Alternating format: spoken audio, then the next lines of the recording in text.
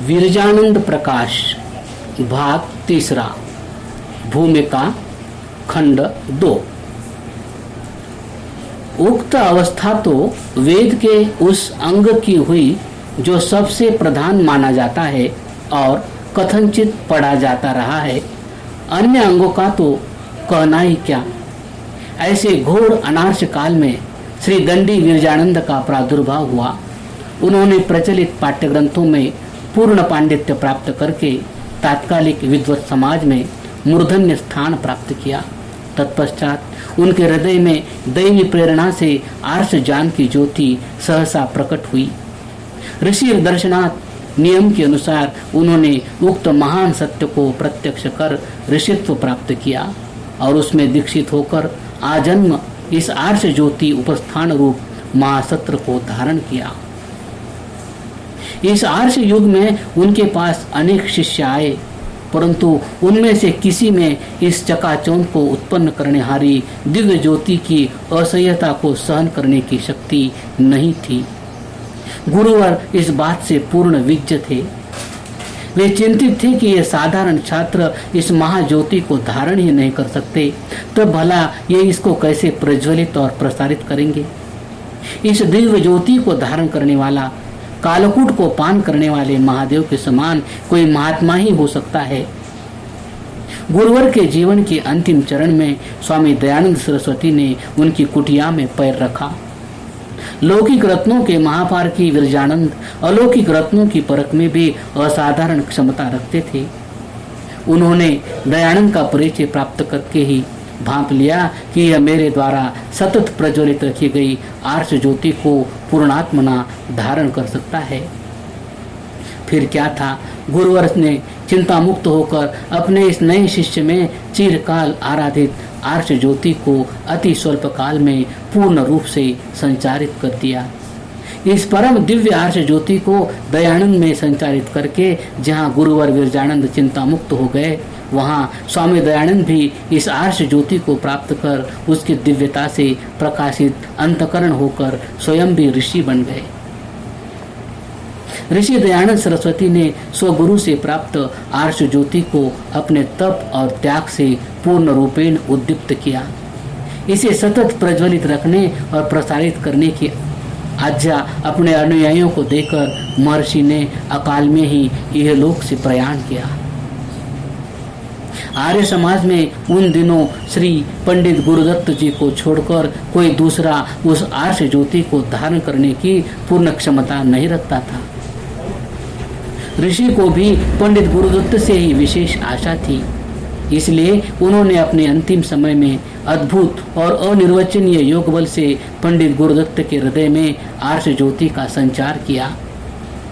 उस आर्ष ज्योति के प्रकाश से उनका कट्टर नास्तिकपन, जो उत्कृष्टतम तर्क और प्रमाणों से दूर न हुआ था, क्षण भर में शशशृंगवत विलुप्त हो गया।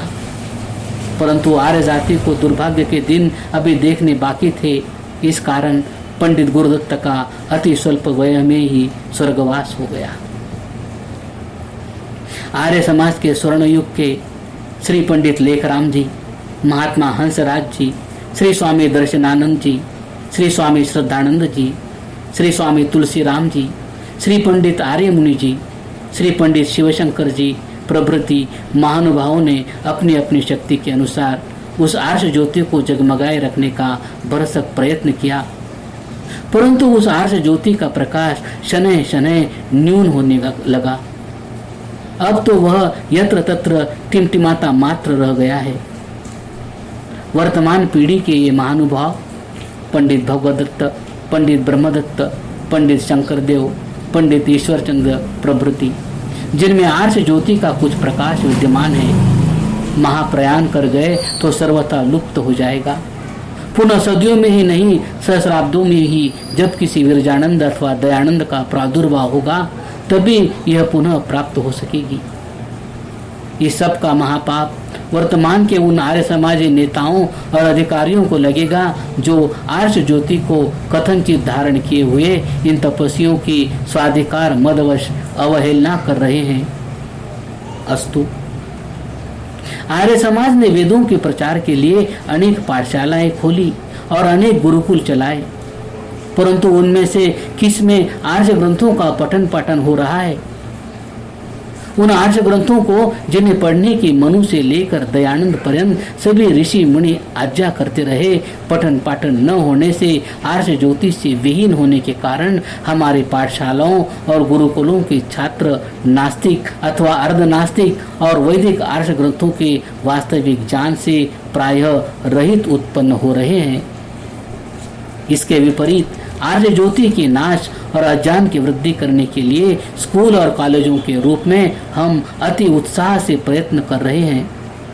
और विशेषता यह है कि हम अपने को आर्य ज्योति प्रसारक महर्षि का अनुयायी कहते हुए भारत को मानसिक दास्ता में बांधने वाले और दयानंद द्वारा बहुधा साक्षात प्रतिसिद्ध अंग्रेजी भाषा के पठन पाठन रूप मार्ग का पूर्ण प्रयत्न से अनुसरण करते हुए यत्किंचित लज्जा अनुभव नहीं करते। यह है हमारी धृष्टता की पराकाष्ठा। देखिए, आर्य ज्योति की महत्ता को समझने वाला देव दयानंद क्या कहता है। आप लोगों की पाठशाला में आर्य भाषा संस्कृत का प्रचार बहुत कम और अन्य भाषा अंग्रेजी व उर्दू फारसी अधिक पढ़ाई जाती है। यह हजार मुद्रा का व्यय संस्कृत की ओर से निष्फल होता भासता है। बहुत काल से आर्यावर्त में संस्कृत का अभाव हो रहा है, वरन संस्कृत रूपी मातृभाषा की जगह अंग्रेजी लोगों की मातृभाषा हो चली है। इस अंग्रेजी की वृद्धि में हम तुमको आवश्यकता नहीं दिखती। पत्र और विज्ञापन। तुम्हारी पाठशाला में अलिफ बे और कैट वैट की भरमार है, जो कि आर्य समाज का कर्तव्य नहीं। पत्र और विज्ञापन। ऐसे उद्गार महर्षि ने अपने अनेक पत्रों में प्रकट किए हैं। ऊपर केवल निदर्शनार्थ दो स्थल उपस्थित किए हैं। आज सहस्रों आर्य समाजें हैं, 15 प्रतिनिधि सभाएं हैं, सार्वदेशिक सभाएं हैं। स्वयं ऋषि के द्वारा संस्थापित उनकी उत्तराधिकारिणी परोपकारिणी सभा है। इनमें से किसके द्वारा ऋषि की देन रूप जो आर्य ज्योति है उसे प्रज्वलित रखने के लिए प्रयत्न किया जा रहा है?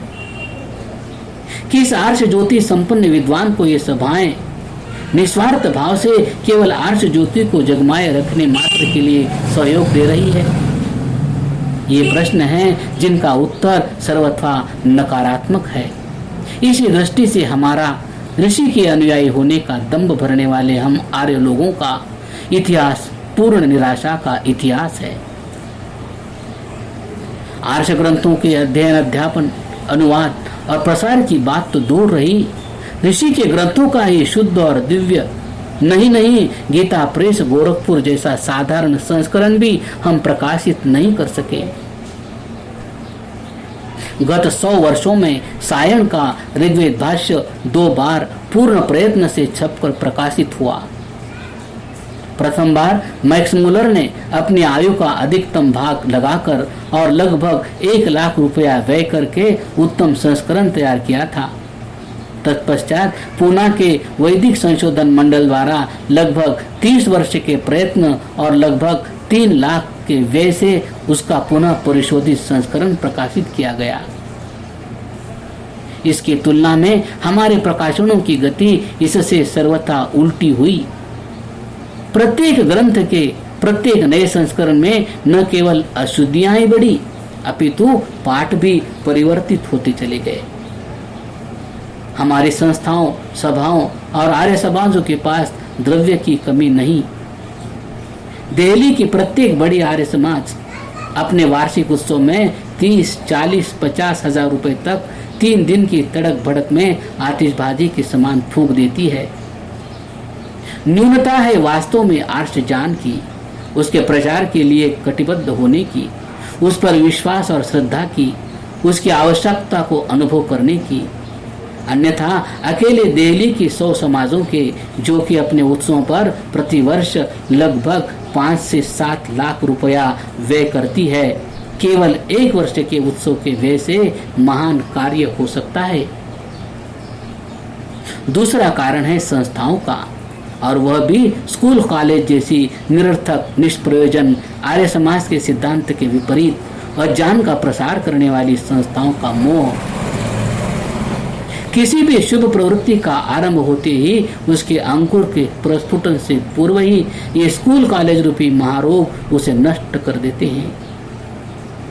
संपूर्ण द्रव्य और शक्ति को आत्मसात करके पाश्चात्य मत के अनुयायी भारतीय सभ्यता और वाङ्मय की निंदा और उपहास करने वाले कृष्ण चर्म यूरोपियन उत्पन्न करते हैं और हम उन्हीं जैसे लोगों से की गई स्तुति नहीं निंदा से अपने को अभाग्य समझते हुए सब शुभ प्रवृत्तियों को रोककर इस पाप प्रवृत्ति में सर्वात्मना लिप्त हुए जाते हैं।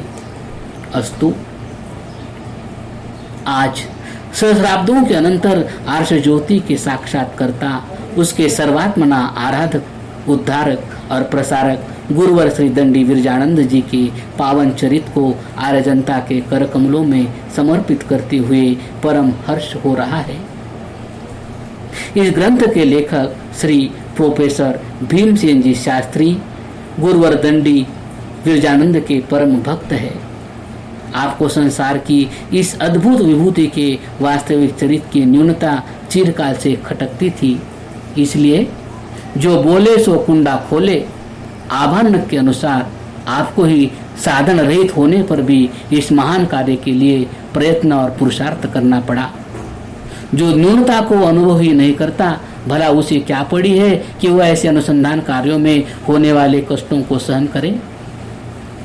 आपने अपने इस कार्य के अनुसंधान के लिए अनेक स्थानों की यात्रा की, एक स्थान पर कई बार गए। इस प्रकार महान प्रयत्न करने से जो सामग्री संग्रहित हुई, उसी के आधार पर यह ग्रंथ लिखा गया है। यह गुरुवर का प्रथम चरित्र है, जिसमें प्रथम बार सब घटनाएं तिथि संवत के अनुसार क्रमपूर्वक लिखी गई है। अन्य चरित्रों में न केवल निश्चित तिथियों का ही अभाव था, अपितु वे प्रायः किंवदंतियों के संग्रह मात्र थे। श्री माननीय शास्त्री जी जीवन चरित्र लिखने के पश्चात उसके प्रकाशन के लिए चिंतातुर थे। वे स्वयं प्रकाशन नहीं कर सकते थे, इसलिए ऋषि के परम भक्त आर्ष ज्योति से पवित्र अंतकरण श्री मामराज जी ने इस ग्रंथ को लिखने के लिए और प्रकाशन के लिए 300 रुपये परावर्तनीय रूप में देकर महान सहाय्य प्रदान किया। वस्तुतः इस ग्रंथ के प्रकाशन का सारा श्रेय श्री माननीय मामराज जी को ही है। यदि वे श्री माननीय शास्त्री जी को समय समय पर प्रोत्साहित न करते तो इस ग्रंथ की भी संभवतः वही गति होती जो महायशस्वी दिव्य चरित्र लेखक श्री देवेंद्र बाबू द्वारा संग्रहित ऋषि चरित्र की हुई। श्री माननीय शास्त्री जी ने अगस्त के अंत में मुझे इस महान उपयोगी ग्रंथ के प्रकाशन की व्यवस्था करने को लिखा। मेरा उनके साथ घनिष्ठ संबंध है, अतः मैं उनके परिश्रम से भले प्रकार परिचित था और इस महनीय चरित्र की महत्ता से विज्ञ था। इसलिए मैंने अति स्वल्प समय में इसके प्रकाशन की व्यवस्था का भार अपने ऊपर ले लिया। समय बहुत न्यून था, उस पर भी रुग्णता के कारण शास्त्री जी को प्रेस कापी भेजने में विलंब हो गया। उन्होंने 14 सितंबर को प्रेस कापी भेजी। काशी के श्रेष्ठतम मुद्रणालयों में अन्यतम ज्योतिष प्रकाश प्रेस के स्वामी श्री माननीय पंडित बालकृष्ण जी शास्त्री की मुझ पर सदा कृपा रहती है।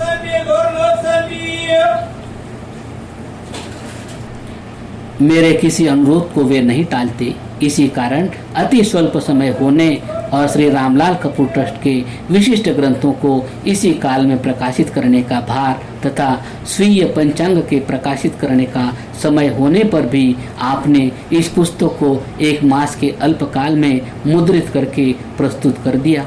इसके लिए मैं आपका जितना धन्यवाद करूं स्वल्प है।